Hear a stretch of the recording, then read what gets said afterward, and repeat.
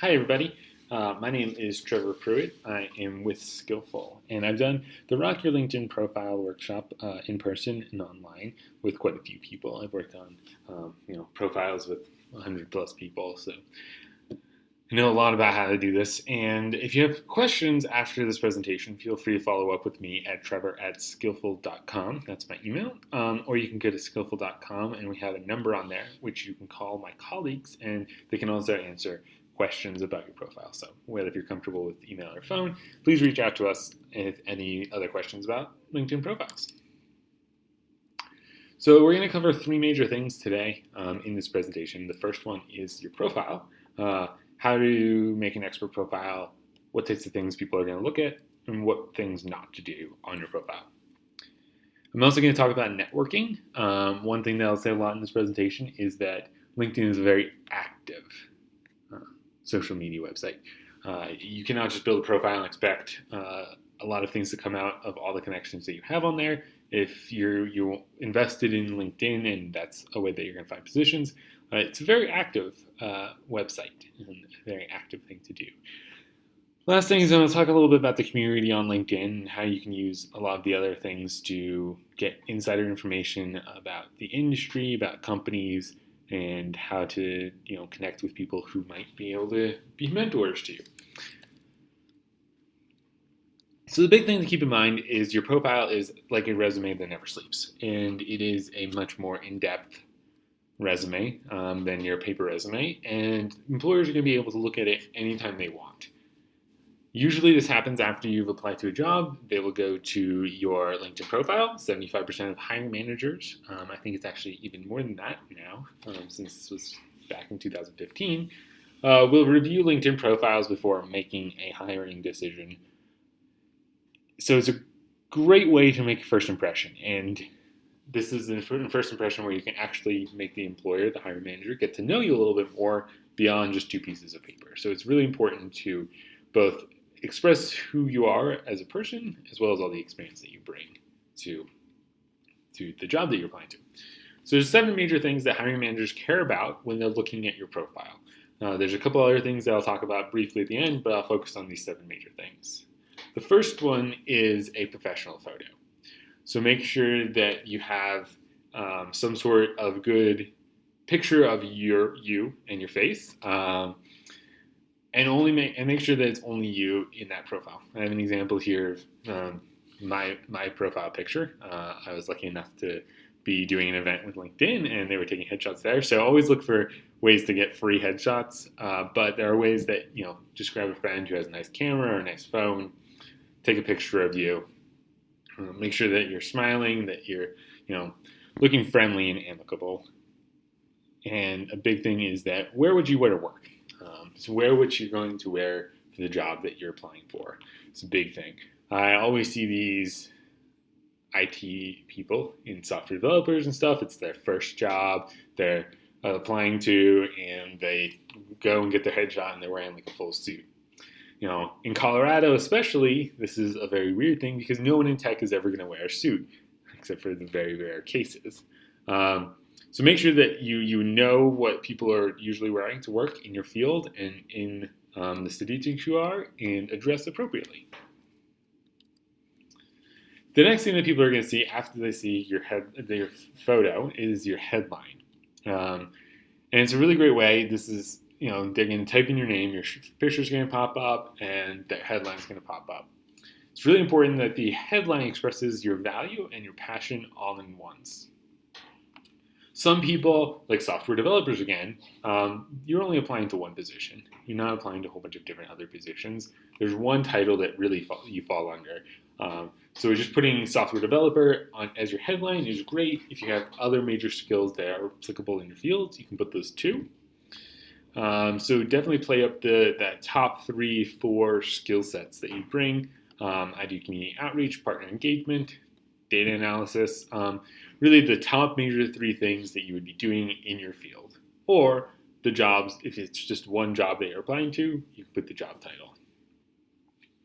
Now, a question that I get a lot is, well, I've never worked as a software developer, or I've never worked in HR before, but I'm applying to those jobs. If you have the skills and you know you can get hired in that position, you know you can do the job, put that job as your headline. It expresses to the employers that that's the job that you're passionate about, and you're just telling the world this is the job. That being said, avoid any negative or eager-seeking words, the seeking opportunities language. A lot of people are like, well, I need to express that I'm unemployed on my LinkedIn account. And this is bad for two different reasons. The first is you're selling yourself short. Here's an opportunity that you can showcase your passions, what you're really interested in to the employer. And secondly, it's not clear what type of position that you're looking for. You are just unemployed, so employers are like, well, you're really interested in any type of job. So if you're applying to specific jobs and you have the job in mind, make your headline around that. If you don't have the specific job in mind and you are open to different positions, then play up the major skills sets that you bring, things you would really enjoy doing on the job. So a few different kind of examples of headlines, and you can get creative with these. Now, I'll preface the idea of getting creative with your headline to say if you're using Ninja in your headline, you're not really being creative and you're not being clear. Type in Ninja on the search bar and see how many people have it in very strange ways. So be unique, be creative, but definitely capture your personality, and don't just do something that sounds cool to you. Express your passion for the job that you have or the job that you want, and the types of skills that you bring. So Adrian down here, connecting data brains with data sets that create economic opportunity around the world. Really, what types of things you enjoy doing and what type of field you're passionate about. Those are the main things that you want to focus on in your headline. Next thing down, once you actually go to the profile, is a compelling summary. This is kind of like the elevator pitch. The big thing to do here is make it first person. A lot of people are trying to do resume style where it's like active verb. Some people even do third person. It gets really weird when I'm reading profiles and it's like, well, Trevor is interested in this. And I'm like, well, Trevor's the one who wrote this. That's a little weird. Do it in first person. It comes off more friendly. Person's getting to know you and who you are. So it's a great way to just showcase your personality. And I think third person or active verb structure where you're like, great writer, or something like that, rather than say, I love writing, it's something I'm really passionate about. I would love a job that I do a lot of writing on. That portrays a lot of personality. Focus on the previous achievements, the previous work you did, and how you provide value to any future employer. If you have quantifiable data, so if there's just numbers about the things that you've achieved, that you built this many websites, or you worked with this many people, or you saved the company this much money, those are great things to put in your summary to prove that you can do the things that you've listed in your headline, and to prove the things that you can do on the jobs that you're applying for. And really includes keywords. Everyone's really worried about the buzzwords, and this is something in resumes with the online systems of sorting resumes that can get concerning. This is not so much. They're going to spend a little bit of time to read through your profile and using words that you're comfortable with and that express your personality is the best way to do this. One thing to think about with your summary is it's kind of like a cover letter, but more general. A cover letter, you're writing for each individual job. You're saying, this is why I'm interested in working with your company. Here's why I'm great at it. And here's my goals that I have to work at your company. Well, talk about, this is a position I'm interested in. This is why I'll be great in that position. Here's where my long-term plans are. This is what I'm really passionate about. And be clear and concise as possible, but also don't leave out major things. Like, if you worked in a previous job that's very applicable, just don't leave that out. So here's an example of a great summary. It's actually on the long side, but if you make it into little sections like this, make sure that you don't have just a giant block of text on your LinkedIn profile that's really hard for me to read. Have 2 to 3 lines at most for each little paragraph here.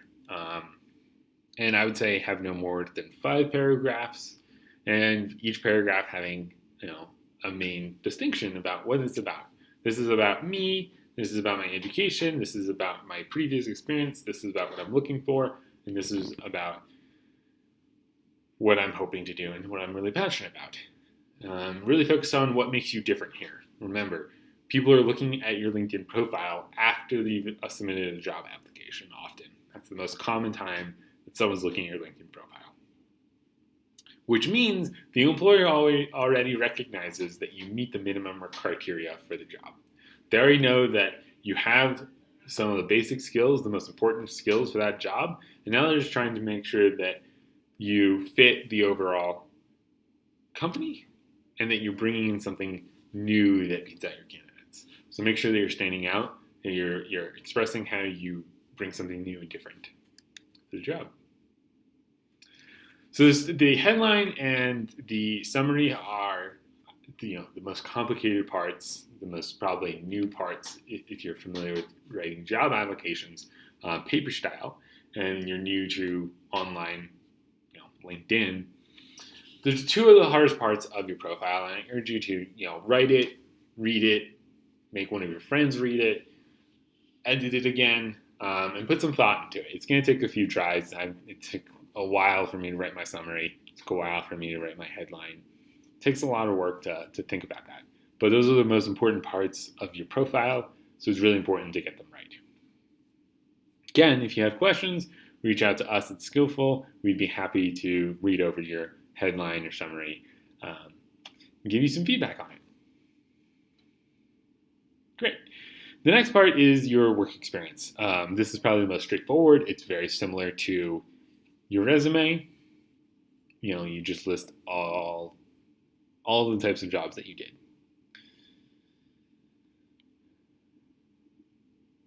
One thing to keep in mind here as well is that you can use first person. Don't be afraid to make it personable. I know in resumes it's often uncommon for people to use first person. A lot of people tell you not to. In your LinkedIn profile with your work experience, you can use first person. I use it. I like it. It can come off a little weird otherwise. It just is more personable. Include the things that you accomplished on the job. You're trying to express, I did a great job in this particular line of work. And make it about future job.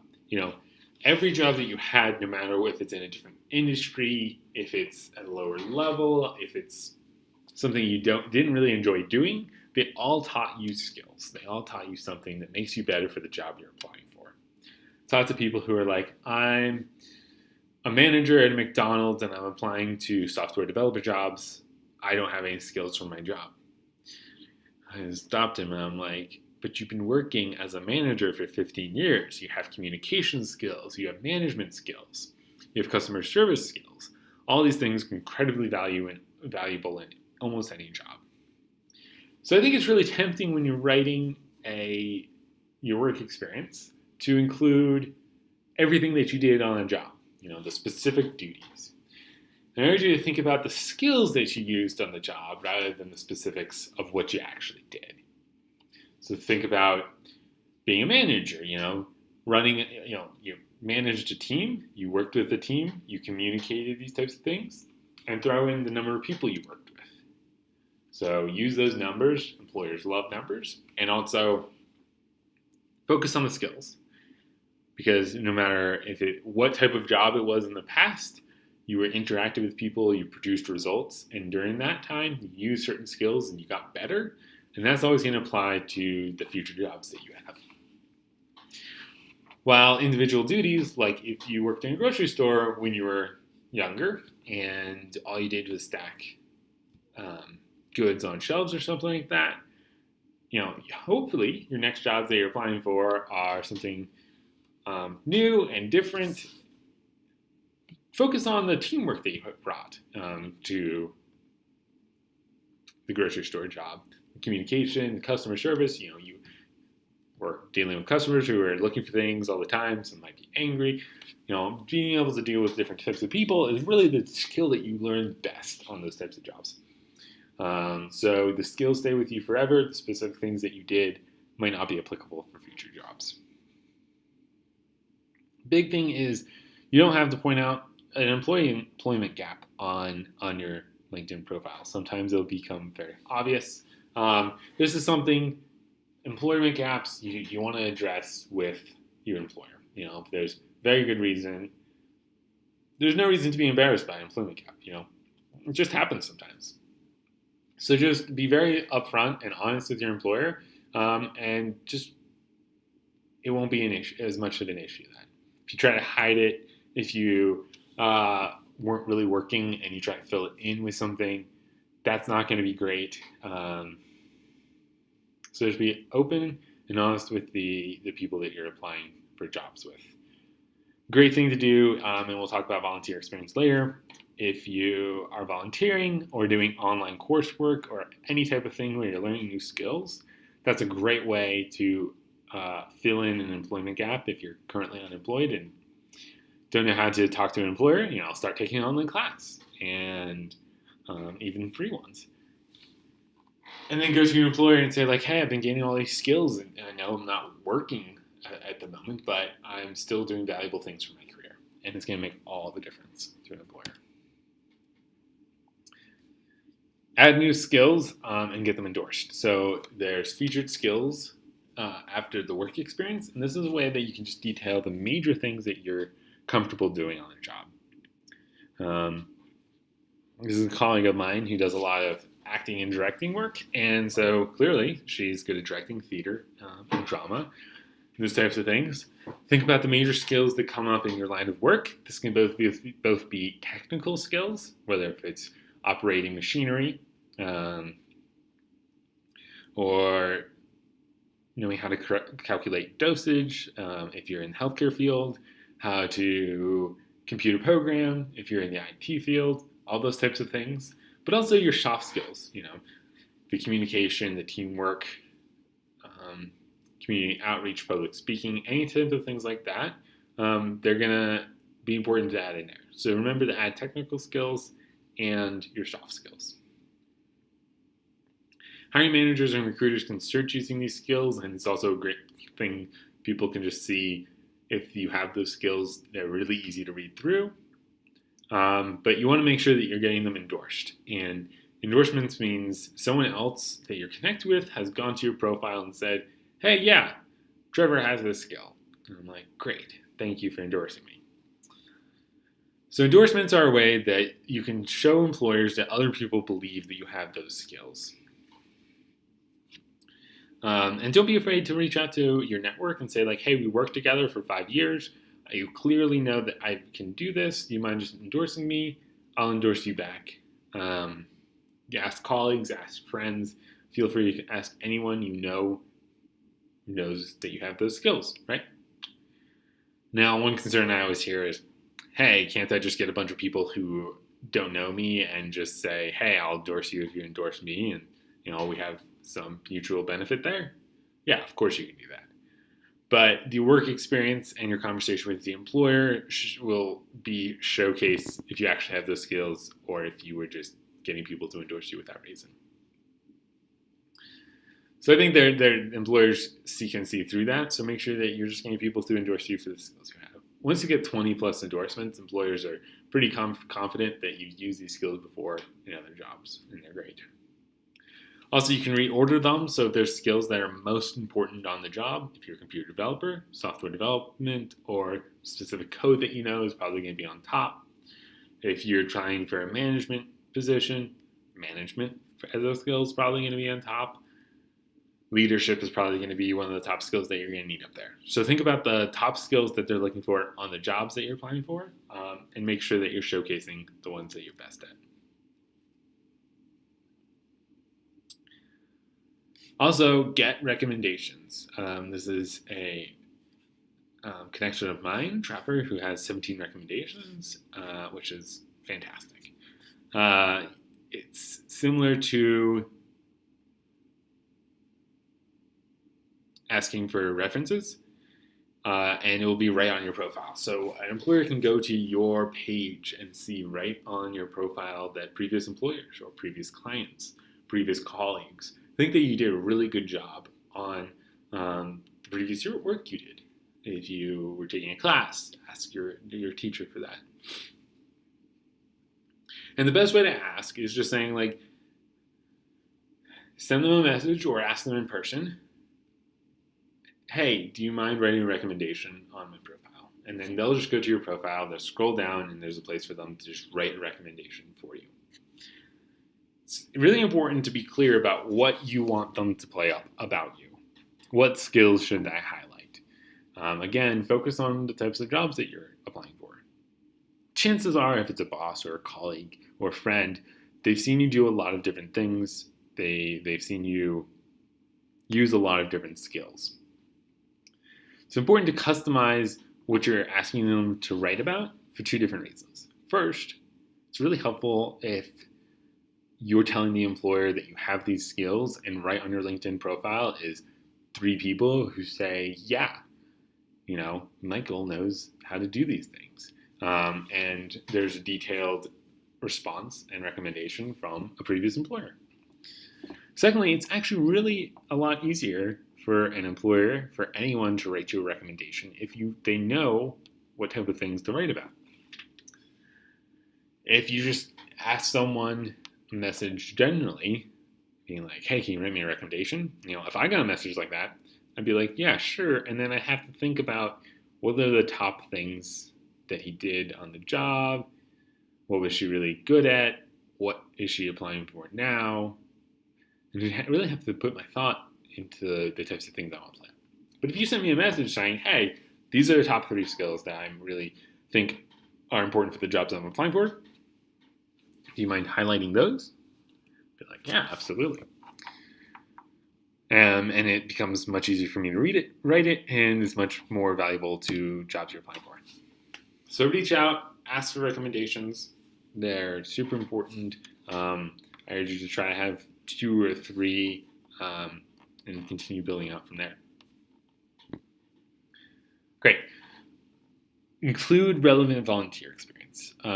This is one way that you can fill in any employment gaps. If you're volunteering, you're engaged in the community, you're picking up new skills, and you're clearly, out there committing. You show some level of professionalism, showing up to the volunteer experience all the time. And it gives a great impression. Even if you are working and you're volunteering on the side, making sure that you have your volunteer experience there just showcases all the different things that you're capable of. Again, just like with writing your work experience, include all the things that are relevant to the jobs that you're applying for. In your volunteer work, you're working with others, you're probably have some level of customer service, you have communication skills, you might even have some of the technical skills that you're going to be using on the job. If you're just volunteering for some place to work on their website, for instance, or enter data, or anything like that. Those are the types of things that you want to play up in your volunteer experience beyond just the exact thing that you did. So those are kind of the major points. There's also a place for projects. So if you've done something that created some visual, whether if you've taken pictures of it or you recorded yourself doing it, and like you were doing a presentation or something like that, or you've developed a website, or you've written up public materials for your previous employer that you kind of led or designed all yourself, these are something that you can post on your LinkedIn profile. So try to think of something, visual representation of your previous work, and it's great to showcase that under the project section of your profile. So those kind of conclude the major things on your profile. There's going to be other things that you can explore, but those are what you should really focus your efforts on. So keep it professional. This is the great way to make your employer get to know you before you even have an interview. Showcase your strengths. Focus on what you bring to the jobs that you're applying for. What skills do you have? And be short and concise. there's a lot about you that's fantastic, and it's really tempting to write it all down. But it's hard for a hiring manager to read a really, really long profile, especially if they have 100 applicants or something like that. So make sure that you're highlighting the best features about you out of all the other fantastic features that you have. Yeah. So now let's jump into networking. How do you use this? Another concern I often hear is networking just seems so evil or dishonest, right? Like, that's kind of some of the common misconceptions I think of networking that I hear often. And I heard a wonderful analogy recently, which was networking is like asking for directions. If you were walking down the street of your hometown or home city, and someone drove up and rolled down their window and, were like, hey, where is this street? Or, hey, do you know where this, monument, or where's the Capitol building? Where's this restaurant that's really well known in your town? What's your response to that? Usually, unless you're having an especially bad day, you don't mind spending a couple seconds saying like, hey, yeah, you go this direction, you go there. And afterwards, you're probably feeling pretty good about yourself because you just helped someone out. And this is kind of how you should view networking. Networking is like asking for directions. You're just looking for what's out there. You're exploring the world. Some person's having a great feeling that they can help you, and chances are you're going to find some way to help them in return. So it's very common for people to use their network, the people they know, to find jobs, to do the job search. 89% of people reach out to other people when they're doing the job search, whether it's to look over a resume or looking for just open jobs. Like, hey Steve, do you know of any open jobs? Common thing that people do. So the first thing you want to do on your LinkedIn page is go to your network. There, you'll see people you know. This is recommendations of different people out there that you potentially know. So first thing you want to do is grow your network. You'll see recommendations from LinkedIn. Scroll through those, see if you know anyone. Add anyone you're comfortable grabbing coffee with. If you can just send a message to someone like, hey, I was interested in the work that you do. Would you mind to grab a coffee sometime? If you're feeling comfortable, like you know that person well enough to do that, you can send them a connection request. Friends, family, colleagues, bosses, clients, anyone that you've interacted in a professional or even personal setting, as long as you don't feel embarrassed being connected with them, is totally reasonable to have on your LinkedIn account. And when you send someone the connection request, make sure you go to their profile and you hit connect. This will allow you to personalize the message that you're sending them. And you can type in, hey, we met yesterday at the job fair. I really liked our conversation about this. Making sure that you send connection requests that remind the person you're sending them to who you are is really important. Especially like at a job fair, if you just met an employer, you really want to work for them, you want to personalize that connection request. They might have met 100 people that day, and people start blurring together after you've met that many people one day, and making any way that you can stand out of the crowd is really important. Personalize those connection requests. You can also go to any school that you went to, and you can see where people are working.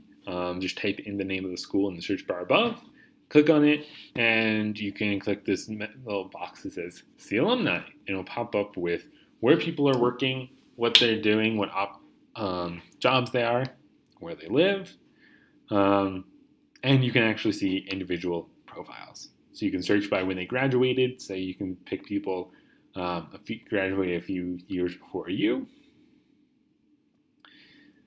And, there's this pride that people have in their school, and if you send a message to somebody and you say like, hey, we both went to the same school, we majored in the same subject, I'm really interested in learning about where you're working right now, and getting some insight.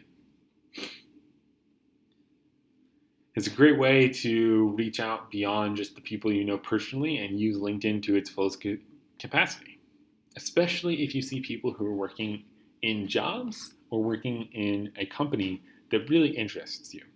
Don't be afraid to reach out. And the ask how you frame it is you always ask for advice. Right? If you're asking for someone just to see if they have open jobs, the answer is usually no. Or if they do, they might just direct you to where to apply online, which is, you can find that on your own. So it's really important that you ask for advice. You ask to have a fun conversation, to get coffee with them, and just ask how they got the position that they are, what they enjoy about the position, what they might have what they wish they knew going into the position is really helpful, especially if it's a position you're interested in. Asking those questions and learning about the industry that you're really interested in working is going to be a huge and major help. One thing to do, especially if you know the company's hiring, good question is, how would you evaluate a candidate like myself? Rather than saying like, hey, do you think I'd be good at this job? I'm interested in applying to this job. Could you put in a good word for me? If you frame it in like, how would you evaluate me? It's not directly asking about the position, and it's a really good way to indicate how you should present yourself. They also start thinking about how you actually fit into that role, right? They're forced to think about what types of things you talked about yourself and how you would fit in. And if the conversation goes really well, chances are they probably recommend you talk to their colleagues, hiring managers about you and get you put up to the top of the pile. And even if they didn't have a position open, they work in that field. I work in nonprofit. I know about jobs popping up in nonprofit all the time. On my LinkedIn account, there's always partner organizations that are like, hey, we have this new open job.